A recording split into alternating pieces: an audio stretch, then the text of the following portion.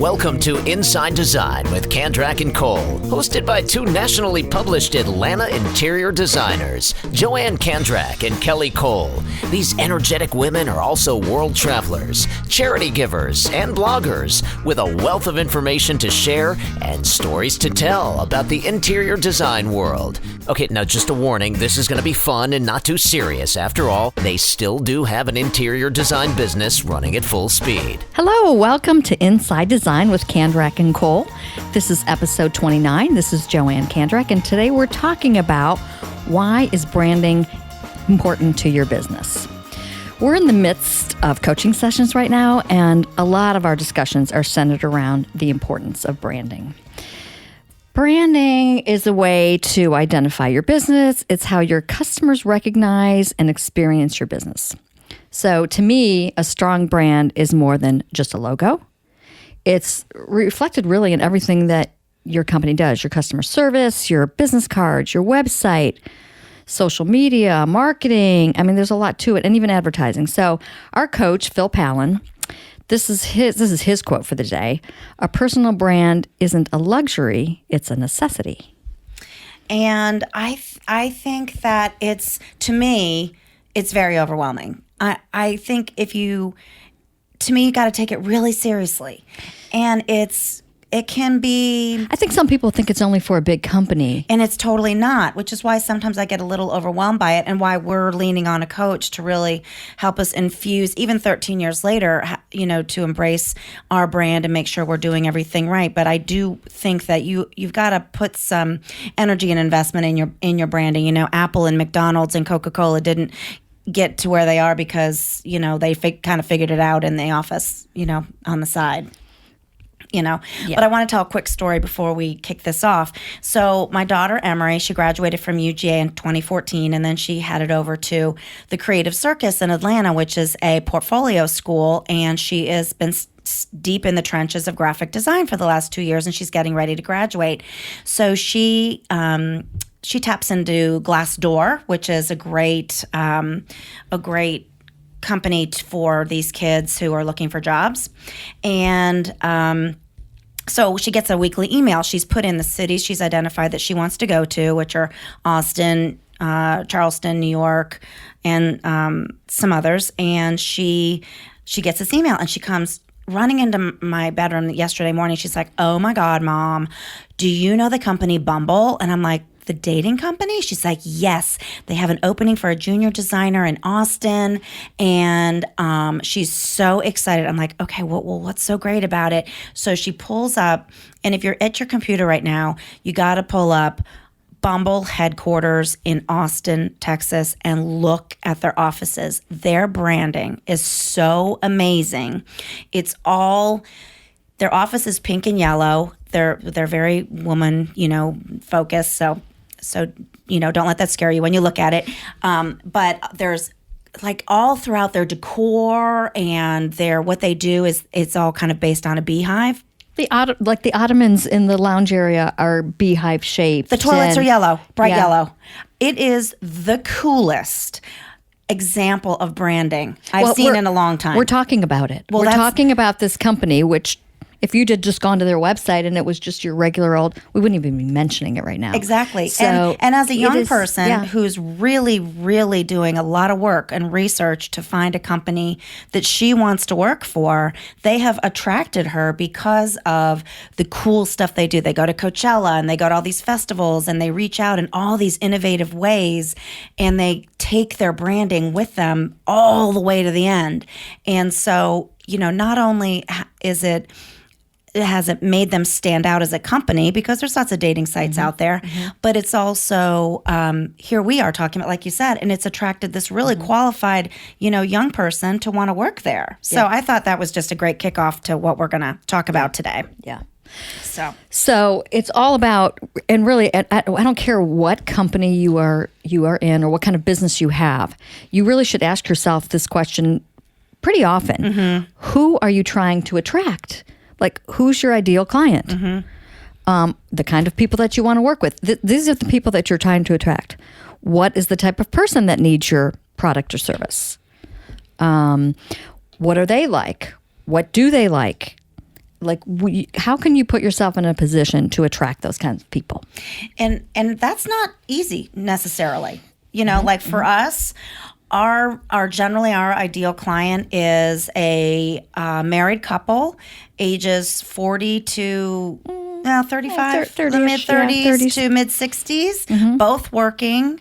But it took busy professionals don't have time to run around or surf on the web. They just want it to be taken from beginning to end. But it took us a while to kind of pull that all together. We have other designer friends who work with bachelors or who work with young families and the other thing is, when you first start out, you're thinking to yourself, I can't really be picky. I mean, I'll take whoever will. And maybe in the beginning that's okay, but you start to if you start to work with those kinds of clients that are not your ideal, those are the ones that are going to refer you to people who again are not your ideal. So if you start working with your ideal, you will attract your ideal. Exactly. And then the other kind of half of that is really think about yourself.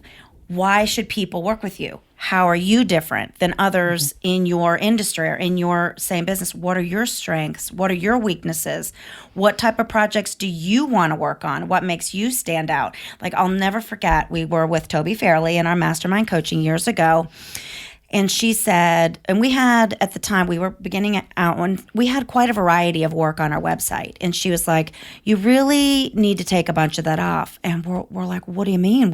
We want to show that we're very versatile and we can do anything a client asks. And she says, if you had a client call tomorrow and asked you to do that very, very, very traditional design or that super country design, would you want to do it? And we were like, no, we wouldn't want to do it. She said, then don't put that photography on your website because you'll attract those people that want you to do that for them. And we were like, that makes total. But what if we're turning away clients? It's okay. And she was like, it's okay. You're targeting the client that you want to attract. Well, you'll feel better about the work that you're doing because what you really want to do. Then you'll do it better. You'll do it better because, and people that are looking for, like, for example, if you go to our house or our website, you'll see some neutrals, but you'll see a lot of color. So when people reach out to us, they say, that's the look that we're going for. So it really makes a lot of sense. It does. So Phil Pallen, who is our coach, he uses a lot of social media, and really it's one of the greatest ways to get yourself out there. So basically he says the ones who get social media understand that their customers want something beyond a product or service. So these people want to create an extension of their brand that feels like more relatable, not very salesy. So the best brands, this is so true, the best brands on social media are the ones that make you forget you're even on a company's social account until you find yourself purchasing that product or checking into their services. Oh, you got to kind of think about that a little bit. Yeah. So, just to kind of illustrate what we're talking about, it's very obvious, but just think about it a little bit deeper. First of all, you have Apple, right? Everybody knows Apple. My husband's worked for Apple for 18 years. Their stuff is innovative. It's sleek. It's the customer experience. It's the Apple Store. It's their packaging. And I get a little bit of a closer insight because of my hubby.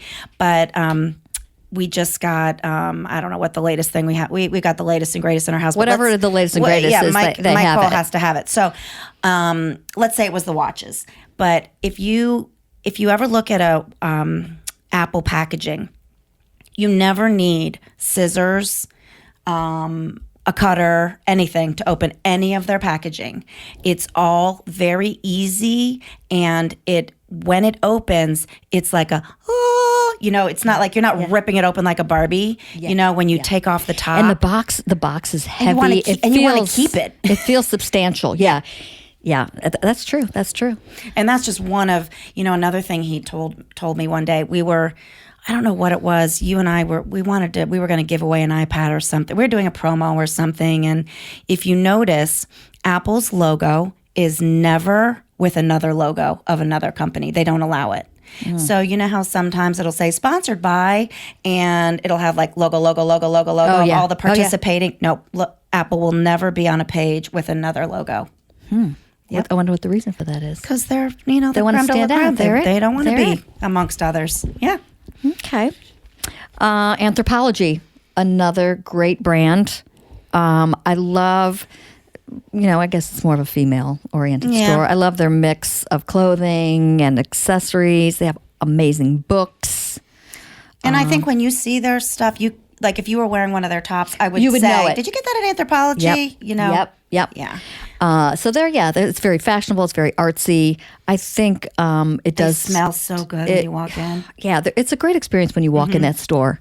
So I do love that. We could talk all day long about hotels. I think everybody knows, the Ritz, it's my pleasure. It's my pleasure. Is that what it is? It's my pleasure.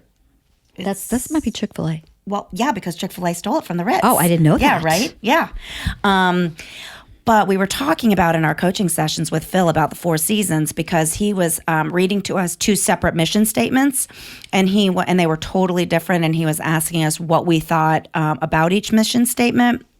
But we got on this whole tangent about the Four Seasons, and knowing that, when you're at the Four Seasons, a big, huge part of their mission statement and their branding is that you're not a number, you're known by name.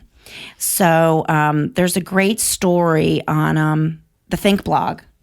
Yes, this totally explains how the customer experience. Have you ever gone somewhere or done something where it stays in your head? It's probably this kind of thing. So yeah. So it's this busboy who worked for the Four Seasons. He has told countless stories about how the customer experience plays out. Is this his blog or the Think or blog? Somebody's No, talking about him? I think he's talking about this on the Think blog. Oh, okay. So he says a bartender once sent him to a corner bar to pick up a 6-pack of Rolling Rock, even though it wasn't on their beer menu for somebody. Mm-hmm. He knew a doorman who jumped in a cab to return a lost teddy bear to a kid at the airport. Oh, God, that's so awesome. And then another story is he was once sent out to get an emergency case of cranberry Perrier and keep it in the back of the walk-in because someone heard it was Cher's favorite. She stayed there for over a week, but she never ordered it. But they had it ready for her. Mm-hmm. So that's kind of that extension. Those stories are really the extension of that brand, that where you are not just a number. You really are a very special person to them when you stay at the Four Seasons. And you start thinking, well, even though I'm a small company, like, do I deliver that kind of customer service? Do people remember my smile or how I handled that situation? Or you can take it down to the smallest Well, experience. you know what I was just thinking about? I think when you're talking about a company, it's a brand. But I feel like either the smaller companies or as a person, the word reputation, comes to mind because it is your reputation. It's what people say about you when you're not in the room. Like they could say, well, Candrack and Cole, they were so awesome. Like it's kind of describing your personality, your mode of how you operate. So Yeah, and it trickles down into really everything. So a few brands, just to kind of illustrate this a little bit further, for example, IKEA. If you were driving down the highway and you saw a big, huge box and it was blue and yellow, you would know right away that it was an IKEA. totally right? recognizable. Yeah.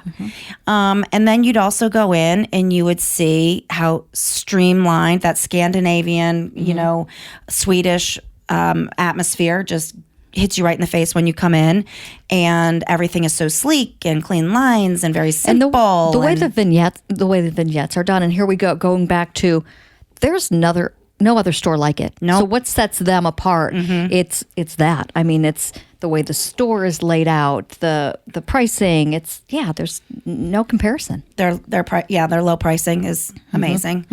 Another one that just pops into my head is Jonathan Adler. If you're kind of into design, that he's that happy chic, that super colorful, cool, classic designs that are still on trend. Yep. And that happy chic is like its own little thing. The words are like sophisticated, lively, vibrant, like all that happy, so colorful. If you saw a fabric or you saw a product that he designed, again, you'd probably know, it was him.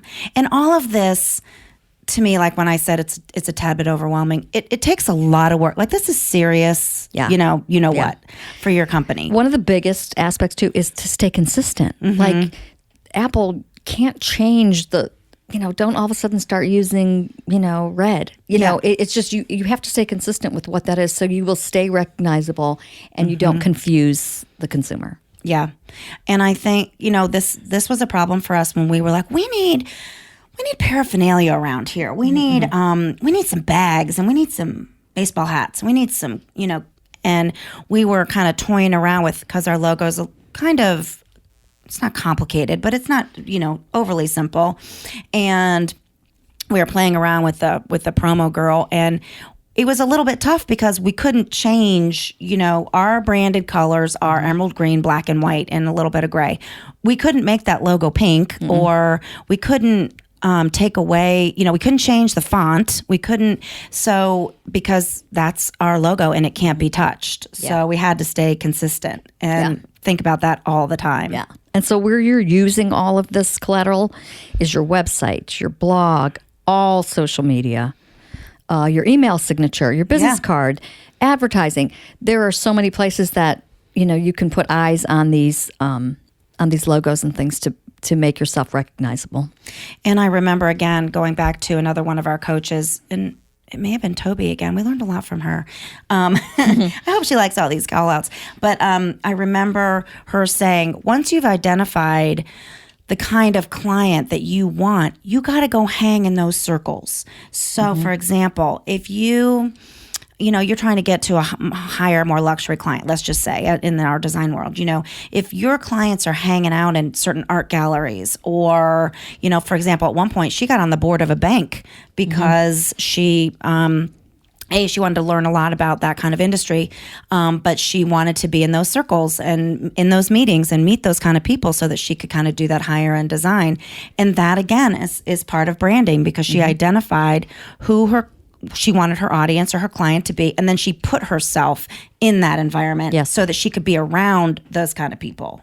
So it sounds a little snotty, but it's actually very smart, So, we were talking we were just chatting in the office, and I was telling everybody about Emory and applying to Bumble. And I was saying, these kids these days have the coolest opportunities out there, because companies, restaurants especially, we were talking about, have you noticed over the years that restaurants are, if you're a foodie, if you really like, not the big box restaurants and you're going out to these, the decor, the menu, the food, the experience. My daughter who lives in Charleston, a new place had opened, and she said, oh my God, you should see the tile in this place. I'm telling you, these restaurants are becoming very Instagrammable. Yes. And it's funny because, well, here's kind of, I guess, the dating ourselves. So if a restaurant opens up and they put an ad in the newspaper, who's going to see it? Who's going to see that? Yeah. But if you are a millennial or you're a young person and you're at this restaurant and you're Instagramming it, how many eyes are going to see that? My kids have like a gazillion friends. So, that it's really a great way of advertising to have that look. We were at 8 Sushi Lounge in the west side of Atlanta for my birthday, and we were talking to the waiter, and he's making all these suggestions to us. Well, my kids had already gone on to Instagram and Yelp and pulled up 8 Sushi Lounge and had already figured out what they wanted to eat by looking at all the pictures. Now, if you think about it, the way 8 Sushi Lounge presents their food is also a very big part of their branding, because now they recognize that those are going to be out there on social media as part of their marketing. And what was interesting was the girls already knew what they wanted, but Mike and I didn't. So we're sitting there, we're talking to the waiter, who's excellent, and he's kind of describing the menu. He goes, but really, if you really can't figure out what you want, just go onto Yelp or Instagram and look at the photos. And even he was promoting it as the waiter. So I thought, you know what? Yeah, you got to make those plates look good, because everybody whips out their phone and takes a picture. Yep, so it's true. It's true. It's all really, really important. So, as we talked about in one of our last shows, and the power of coaching, and that was last week's. We, 13 years in, are still hiring a coach like Phil, and we're even kind of looking at our website for the umpteenth time, and just thinking about our typography and how to kind of, maybe we're going to play around with our fonts. We're going to update maybe the photos of us. We don't look much different than what's on there right now, but just jazz it up, do something different. But just think about, like he had us go home and pull the top 10 outfits that we feel the most confident and comfortable in, lay them down on the bed and take a picture of them. And we all shared it with the group. And it was really fascinating because he said, that should really be, that is an example of you, your authentic self, and that should be part of your branding, and kind of compare it to your website. So Joanne and I did the exercise separately, and it was so funny. I didn't even see yours. You didn't? No. Yes, I posted it in the group. When? I did it before you. I didn't even see it. I did. So ours were exactly the same. Either They were? Yeah, super duper colorful. Oh, and even our descriptions to the group were the same. You didn't notice. No, I didn't see it. Or neutral but very textured. And I said, this is kind of funny because this is exactly the way our designs are. Yeah. And We do a lot of color, but I love to do monochromatic neutral designs in tons of texture. And that's exactly how you and I both dress. Like you're wearing almost all black today, and I'm wearing more colors. So yeah, that was a very interesting exercise, to think about our branding. Yeah, and sometimes we've worn like the same. We meet each other if we're going on a consultation or something, and she'll get out of the car, I'll get out of the car, and we'll look at each other and go, "Are you kidding? Really?" We're both wearing. It's embarrassing sometimes. Basically, either like the same thing. It's kind of the same thing. Yeah, and we're like, "Oh my God, we're going to go to this consultation, look like the Bobbsey twins." Well, let's just write that off to branding and our strong sense of self. Yes. Yeah. All right. You want to do quotes today? Sure. Okay. All right. Inspirational quote. I mean, this is so perfect. Seth Godin, who I really love. He's always awesome. I don't know how the guy does it every day. He's so on point in such a simple, quick way. Yeah, he's so smart. So he is saying, a brand is the set of expectations, memories, stories, and relationships that, taken together, account for a consumer's decision to choose one product or service over another. That's it, totally in a nutshell. Say that again. That was so good. A brand is the set of expectations, memories, stories, and relationships that, taken together, account for a consumer's decision to choose one product or service over another. Yeah. Now, I will say, this wasn't done in any type of branding, but Kelly and I feel very strongly about charity, and we do have a charity link on our website. And what's so funny is when we were redoing our website, this is like over 3 years ago, it was kind of over the holidays, and it didn't launch. It was going to start at the beginning of January. And what happened so crazily is the girl was going on vacation, and she just put it out there. Our designer. Our website designer. The website designer. So we got a phone call from someone that and she didn't tell us that she was launching it. She launched it like a week early. Oh, we just saw your website, and we really love everything, but we really love how you give back, and we really liked the charity part of your website. And we looked at each other going, how do they know this? So sure enough, we went on. But there, I think that kind of illustrates that person may have chose us over others. Let's say all of our design work was the same, our pricing was the same, like a lot of things were the same, but what set us apart was that we are it's a very strong component of our brand. Yeah, and so that's what made them choose us over somebody else. And it's one of the biggest clients we've ever had, yes, by the way. It's true. It's true. Yeah. So the other thing I would add to this kind of quote of his, is the experience part of it. I think that's probably the biggest part of branding right now is the experience. When you go to let's just say you go to get your hair blown out and they offer you a glass of wine, or at the same time, maybe they have your favorite magazine set out, or it's the experience. It's that experience when you go to the restaurant and the decor is so amazing and they hand you a limoncello because you waited more than 3 minutes. Well, I remember going to a restaurant and I thought, this is such a great, and here, I'm telling you, it's probably been 20 years since I've been to this restaurant, and I still remember it. When we sat down, in the middle of the table was a really pretty basket with reader glasses. Oh, yeah. And how many times have you dug in your purse to find your reader? I mean, a lot of times the restaurants, the lighting is low, but it's like I still remember that. How great is it that they were just right there? Yep. All right, we're going to leave you with a little giggle, and you'll only appreciate this if you're our age. If you're old like us. Yeah. But I think about this every single Me time. too. So it's funny that this is our funny quote for the day. Okay, ready? Nothing makes you feel so old as having to scroll down really far on your computer to find your birth date. Oh my God. That is so true. What they need to do, they need to put the old people first. Yeah. And let those young ones scroll. Yeah, no kidding. But when I get down to the 6s, I'm not happy about that. Yeah. Yeah. I feel like, wow, I'm going way down on this list. Yes, but we're young at heart, and that's all that matters. So, so just some, words of wisdom. Think about go back into your office, even if you work at home, and think about, what does my website reflect about my personal brand and who I am as a person and who I'm attracting as a client? What does my office look like?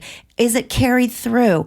Yeah. Look at all your collateral, your stationery, your business cards, your everything social media, and see, is it consistent? Do the colors, do the type, does the message flow from beginning to end of everything that is all about my company? And what do you want people to remember about you? Yeah.